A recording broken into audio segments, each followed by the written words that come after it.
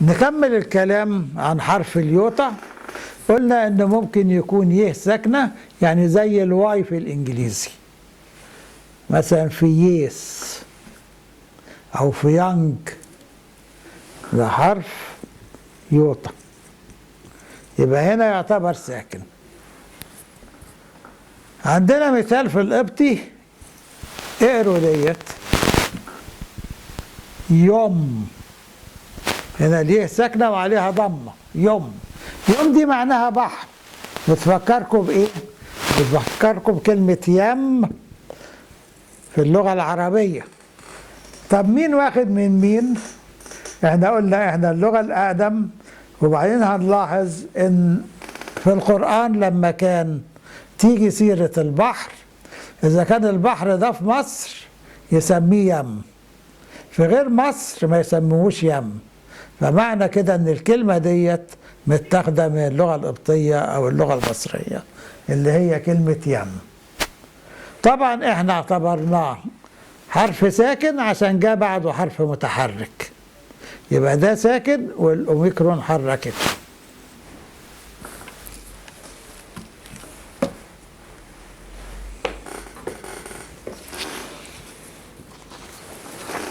برضو هنا هتلاقوا كلمة يوم موجودة كمثال على حرف اليوتا لما يستخدم استخدام كحرف ساكن. واللي بيعرفنا زي ما قلنا نشوف جنبه حرف متحرك ولا جنبه حرف ساكن. فإذا كان جنبه حرف متحرك يبقى هو ساكن، إذا كان جنبه حرف ساكن يبقى هو متحرك.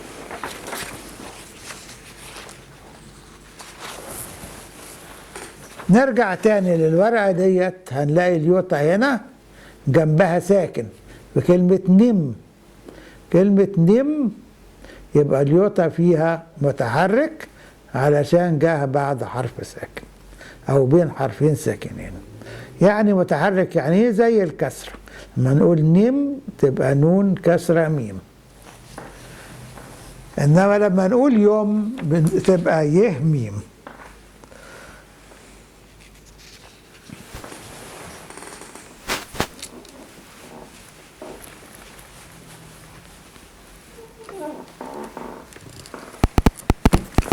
هنيجي على حرف الكابا. حرف الكابا اللي هو حرف الكاف، المثال بتاعنا خدناه قبل كده، انثك اللي هو انت.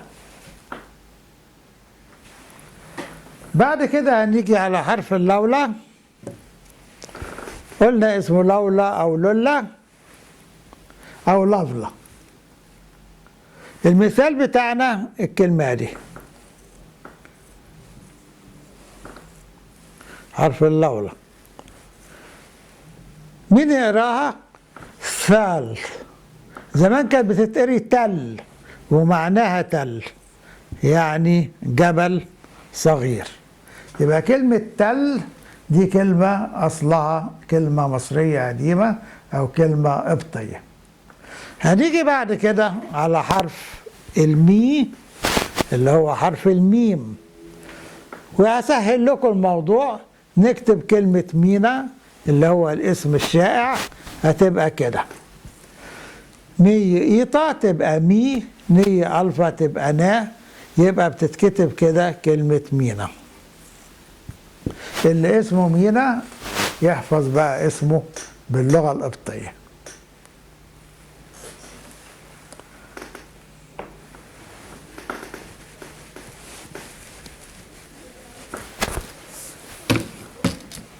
نفس الصفحة ديت فيها الثلاث حروف اللي قلناهم، الكبة واللفلة والمي.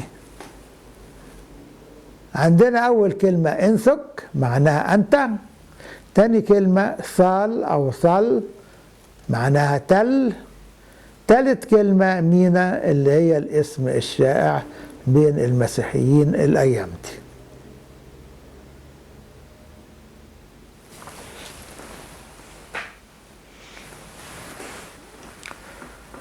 بعد كده هنتكلم على حرف الني اللي حرف النون، وكلكم عارفينه حرف الني.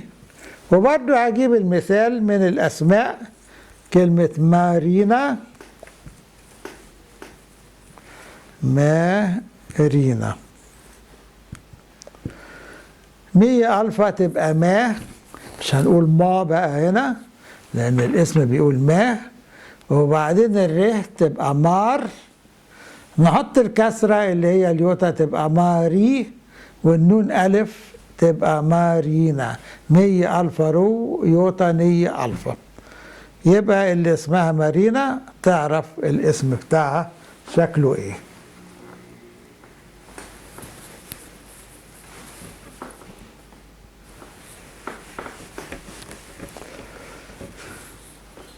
بعد مارينا وحرف الني هندخل على حرف الاكسي.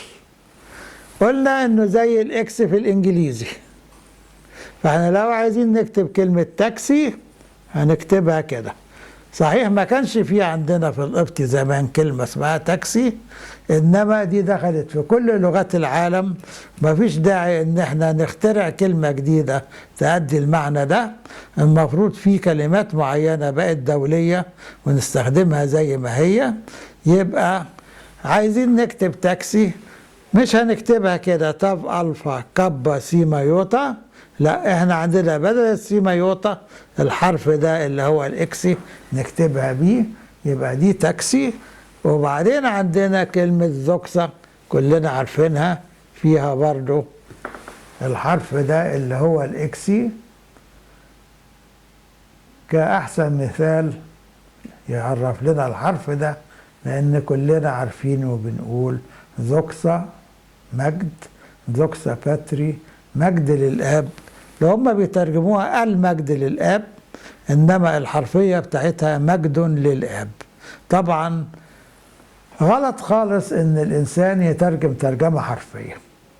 دايما في الترجمة من لغة إلى لغة المترجم بيترجم بالتعبير اللي هو يستحسنه، اللي هو بيتفق مع اللغة اللي بيترجم ليها.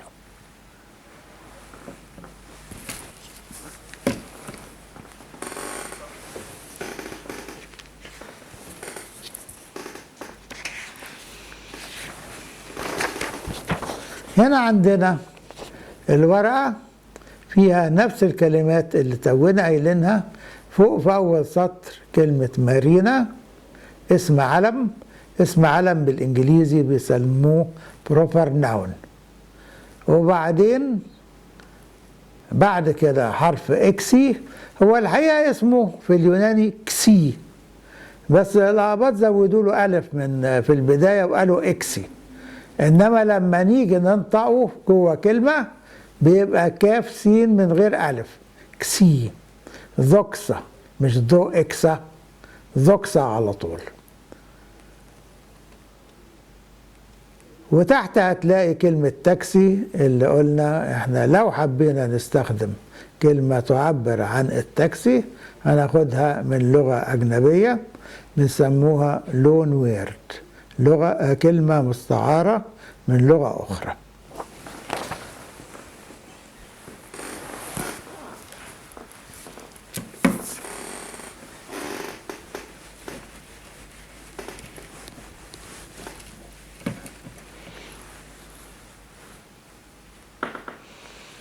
حرف الأوميكرون، أو الصغير، أو القصير،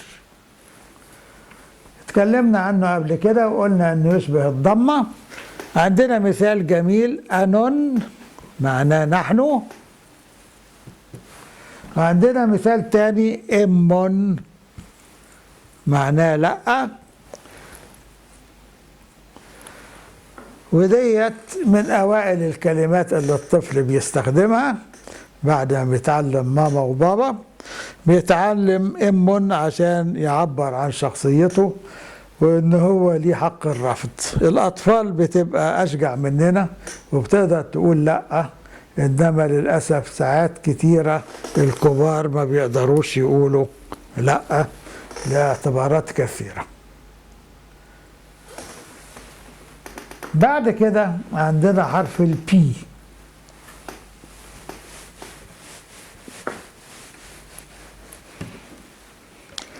حرف البي عندنا كلمة مهمة جدا اللي هي أداة التعريف للمفرد المذكر وبتتقري بي. بالمناسبة أداة التعريف للمفرد المذكر بتتقري تي،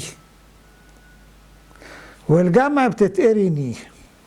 يبقى أدوات التعريف عندنا في واحدة للمفرد المذكر، في واحدة للمفرد المؤنث، واحدة للجمع. اللي بيعرف فرنساوي دي زي لو، ودي زي لا، ودي زي لي LES.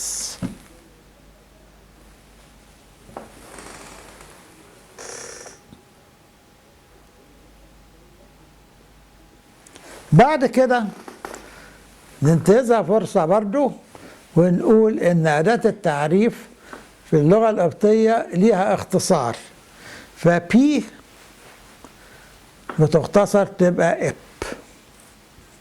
برضو ده مثال لحرف البي اللي احنا بنتكلم عليه. مثلا إبشيري، إبشيري الابن، دي في ناس منكم تعرفها اللي عندهم فكرة مسبقة. وبعدين بي مثلا بي بنفما الروح، برضو الناس اللي عندهم فكرة مسبقة. اللي ما يعرفش الحاجات دي ما يشغلش نفسه بيها، يكتفي بأن عندنا بي مثال للحرف ده، أداة تعريف معناها ال.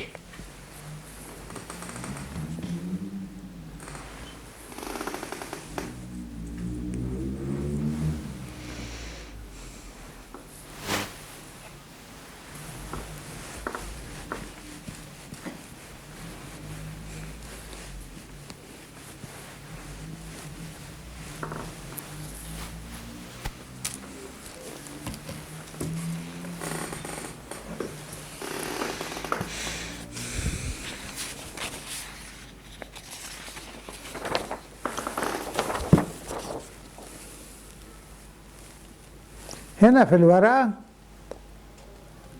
هنلاقي كلمة أنون، وهنلاقي كلمة إمون، وهنلاقي كلمة بي. قلنا أنون معناها نحن، وإمون معناها لأ، وكلمة بي أداة تعريف معناها ال، ولكنها للكلمات المفردة المذكرة، تيجي مع الاسم المفرد المذكر.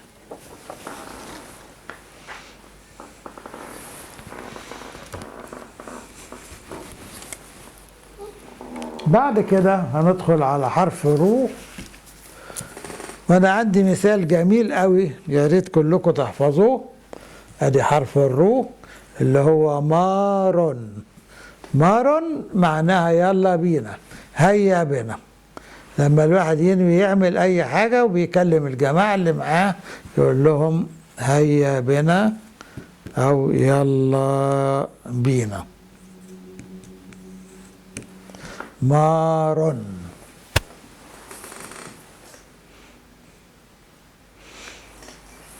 بعدها حرف السيمة.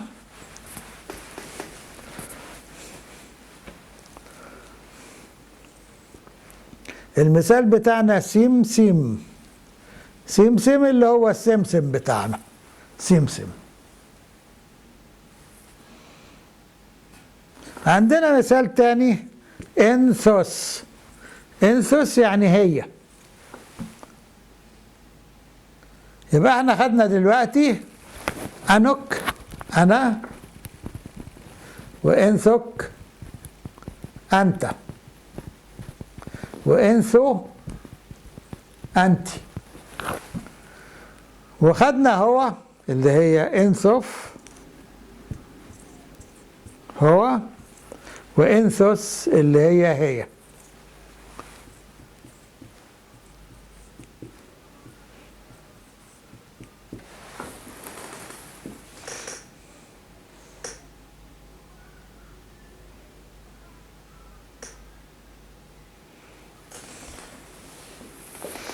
حرف السيمة ده ليه نطق تاني هناخده بعدين.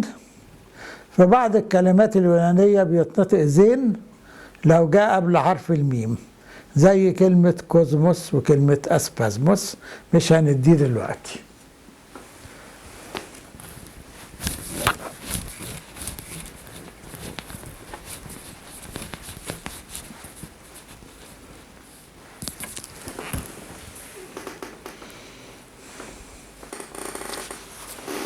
هنا في الورقة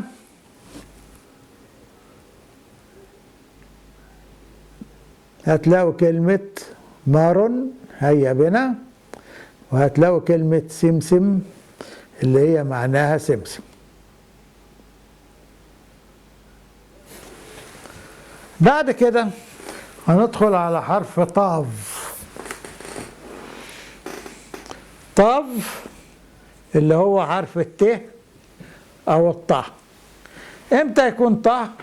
لو كان بعد حرف ألفا مفخم، أو بعد أو قبل حرف ألفا مفخم. يعني دي ما دام ده مفخم يبقى ديت هتبقى طه مش ت، طه. إنما لو كان بعد حرف ما بيحتاجش للتفخيم، مثلا كده إيت، بقت ت. وليه نطق ثالث هناخده بعدين، اللي هو دال في الكلمات يونانية الأصل، لو جه بعد حرف نون بينطقوه دال. بس دي مش مهمة قوي، علشان طالما احنا حنجرتنا غير حنجرتهم، يبقى لو حد قال بانتوكراتور بدل باندوكراتور مفيش مشكلة، ضابط الكل.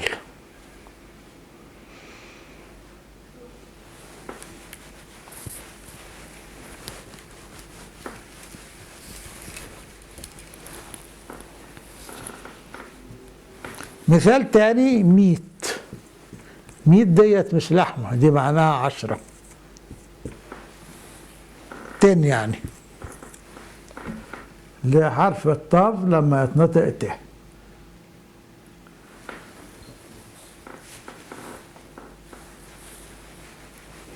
بعد كده هندخل على حرف الإبسلون.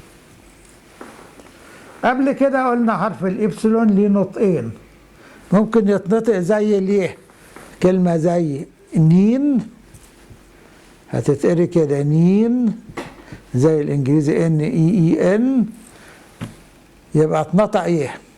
في كلمة تانية اسمها سين، برضو معناها مع، ودي معناها الآن. دي كلمات من أصل يوناني، هو الوضع ده بيبقى في الكلمات اللي من أصل يوناني، يتنطق كأنه يه. وسين ديت هتلاقي في أول الخلاجي مكتوبة مع كلمة CO، سين CO. سين CO بتترجم بسم الله، هي معناها مع الله أو بالله.